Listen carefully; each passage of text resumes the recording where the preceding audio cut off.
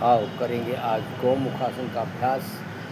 गौमुखासन के अभ्यास के लिए हमें अपने बाएं पैर पर बैठना, दाहिने पैर को फैलाते हुए घुटने के ऊपर, और फिर बाएं एड़ी पर ठीक से बैठ जाना, और दाहिने पैर की एड़ी को भी घुटना ना उठाते हुए अपने अंदर को लेके आना, और आते आते धीरे धीरे हम प्रयास करें कि दोनों घुटने हमारे एक दूसरे के ऊपर आ जाएं और बैठ जाएं, दोनों एड़ियां नितंब के नीचे आ जाएं। ऐसा प्रयास आप लगातार करते रहें, और इसी को करते करते दबाव पूरा आपका पिंडलियों के ऊपर आ जाए। इसी से हमारा पेट का रोग ठीक होगा। तो दाहिना हाथ ऊपर लेते हुए, बाएं हाथ को पीछे से लेते हुए, दोनों उंगलियों को एक दूसरे में फंसाते हुए लॉक कर लें। लॉक करने के बाद फिर अपने आप को सीधा कर लें, गर्दन सीधी, सिर के पीछे कोने रहे, बाएं दाएं नहीं, ये अपना ध्यान रखें। और यहाँ अपने रोगानुसार अपनी क्रियाओं को करने का प्रयास।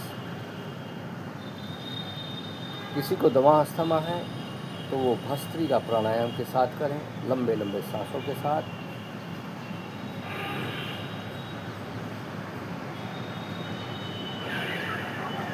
किसी को शुगर आदि की परेशानी है, मोटापा है, पेट के रोग हैं, वो कपालभाति के साथ करें।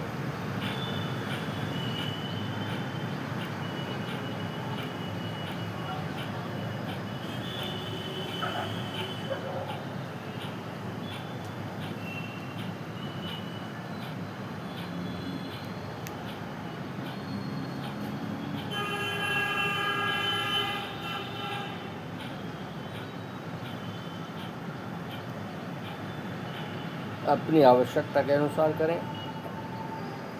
और विशेष अभ्यास करने के लिए एक आसन को प्राणायाम के साथ 1 मिनट से शुरू करते करते 2-2, 4-4 और 10-10 मिनट तक अपने रोग के अनुसार करने का यत्न करें।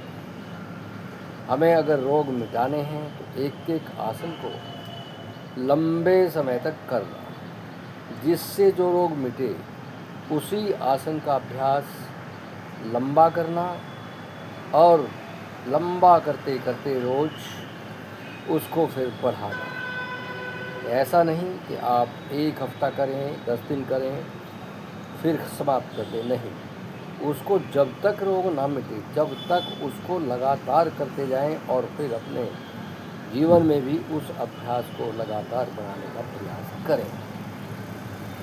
हमें रोग का पहले समूल नाश करना, उसके बाद दूसरी क्रियाओं को देखना।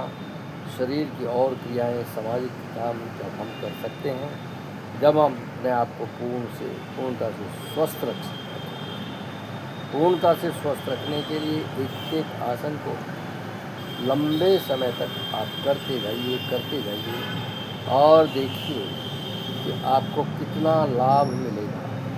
आपको 2, 3, 4, 5 दिन में ही आपको लाभ महसूस होना शुरू हो जाएगा, और आप अपने आप को जैसा सुदृढ़ बनाना चाहेंगे वैसे आप अपने आप को बना सकते हैं।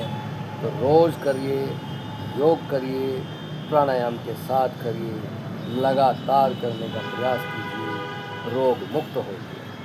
ऐसे करने का प्रयास, और यही क्रिया अब दूसरी ओर से भी हम करने का प्रयास करेंगे।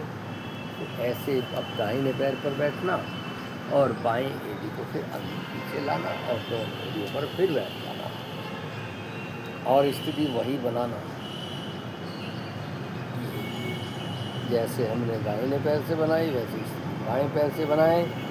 और इसमें भी हम लंबे समय तक बैठें और देखें कि हम अपने आप में कितना लाभ मिल रहा है। घुटनों के दर्द वाले इसको ना करें, क्योंकि घुटनों के दर्द वालों को घुटने मोड़ने वाली कोई भी क्रिया नहीं करनी चाहिए। इसलिए अपने आप को सुरक्षित रखने का प्रयास अवश्य रखें। रोज़ करें, योग करें।